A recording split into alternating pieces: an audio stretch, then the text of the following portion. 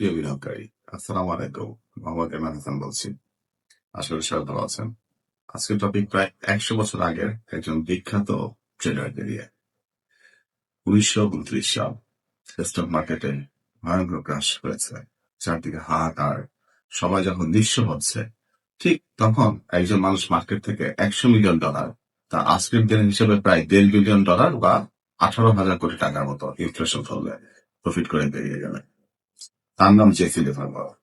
Wall Street তাকে চিনত তা বয় ক্লাঞ্জার নামে। মূল স্ট্র্যাটেজিতে যাওয়ার আগে একটা বড় ডিসক্লেমার বা সতর্কবার্তা দেওয়া খুব জরুরি।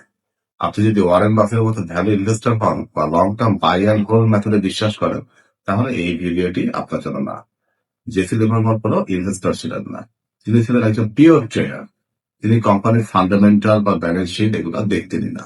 তিনি দেখতেন শুধু প্রাইস অ্যাকশন আর মার্কেট সাইকোলজি। তাই আজকের স্ট্র্যাটেজি শুধুমাত্র তাদের জন্য যাদের ট্রেডিং মাইন্ডসেট। আপনি যদি শর্ট টার্ম মোমেন্টাম বা সুইং ট্রেডিং পছন্দ করেন, তাহলে এই ভিডিওটা আপনার কাছে হয়তো ভালো লাগবে। লিভারমোরের সাফল্যের মূল মন্ত্র ছিল পেশেন্স বা ধৈর্য। তার একটা বিখ্যাত উক্তি আছে, it was never my thinking that made me big money for me, it was always my sitting.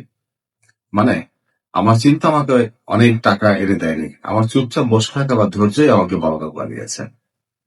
নতুন ট্রেডাররা মার্কেটে ঢুকেই তাদের সবসময় ইচ্ছা করে যে প্রতিদিন কোন একটা ট্রেড করতে হবে বা খুব ট্রেড করতে চায়। কিন্তু স্মার্ট মানি বা বড় ট্রেডাররা একজন স্নাইপারের মতো অপেক্ষা করে।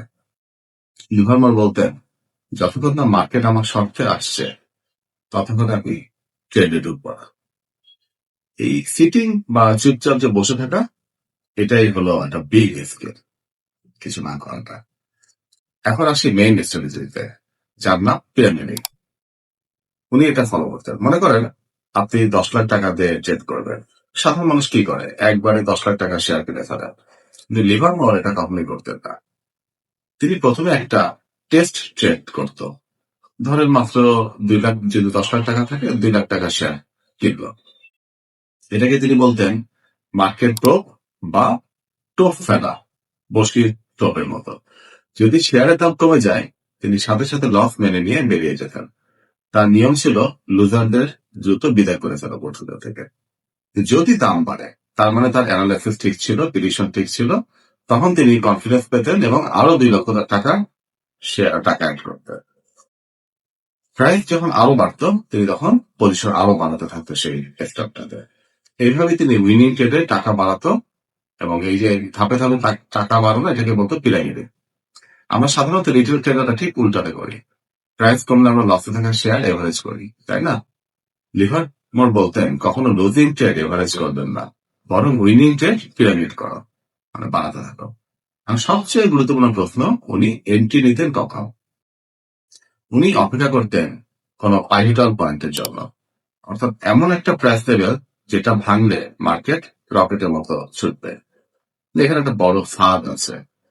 এই যে ব্রেকআউটের কথা যেটা আমি বললাম, যেমন একটা প্রাইস লেভেল যেটা ছুটলে রকেটের মতো ছুটবে, এই ব্রেকআউট অনেক সময় ফেক আউট হয়, প্রাইস ব্রেক করে আবার নিচে পড়ে যায়। লিভারমোর কিভাবে বুঝতেন কোনটা আসল ব্রেকআউট? উত্তরটা হলো সিম্পল, ভলিউম। লিভারমোর বলতেন, শুধু প্রাইস বাড়লেই হবে না, প্রাইসের সাথে ভলিউমও বাড়তে হবে। সহজ করে মনে রাখবে, প্রাইস হলো গাড়ির মতো বা গাড়ির স্পিড, আর ভলিউম হলো ফুয়েল বা জ্বালানি।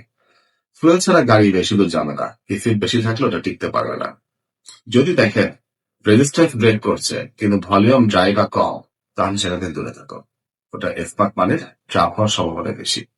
কিন্তু যদি দেখেন হিউজ ভলিউমের সাথে প্রাইস লেভেল ভাঙছে, তার মানে বড় প্লেয়াররা অ্যাগ্রেসিভ ভাবে মার্কেটে ঢুকছে, এটা আপনার একটা পারফেক্ট এন্ট্রি সিগন্যাল হতে পারে। শেষ কিন্তু সবচেয়ে জরুরি বিষয়, মানি ম্যানেজমেন্ট। জেসি লিভারমোর যখনই বড় কোনো প্রফিট করতেন, সে বড় প্রফিটের 50% তিনি টাকা তুলে নিতেন, অথবা সে টাকাতে দেখা যেত নিজেকে নিজে কোনো গিফট কেটে দিতেন। কারণ তিনি জানতেন মার্কেট যে কোনো সময় সবকিছু কেড়ে নিতে পারে। ইনভেস্টররা তারা বছরের বছর ডিভিডেন্ড পায়, কিন্তু ট্রেডারদের প্রফিট নিজেদের সিকিউর করতে হয়।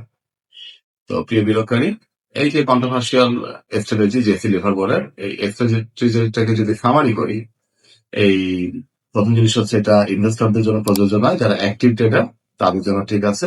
সেকেন্ডলি হচ্ছে তার স্ট্র্যাটেজির মধ্যে লসে থাকা শেয়ার থেকে তাড়াতাড়ি বের হয়ে যাও, আর লাভে থাকা শেয়ারে পিরামিডিং করো, মানে পজিশন বাড়ো।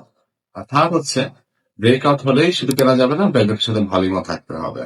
মানে ফুয়েল ছাড়া গাড়ি স্পিডে চলে ওঠা যাবে না। আপনার কি মনে হয় এই যে এক্সট্রেমে যেটা কি মডার্ন এখনকার যে ট্রেডিং বল, সেইখানে কি এটা কাজ করবে? বা আপনি কি মনে হয় যে এই স্ট্র্যাটেজি আপনি ফলো করলে আপনি বেটার রেজাল্ট পাবেন? কমেন্ট করে জানাবেন। এখানে আরো টিপস পেতে বা হিস্ট্রি সম্পর্কে জানতে আমাদের পেজটি ফলো করবেন, আমাদের সাথেই থাকবেন। সবাই ভালো থাকবেন, দেখা হবে পরের ভিডিওতে। আল্লাহ হাফেজ।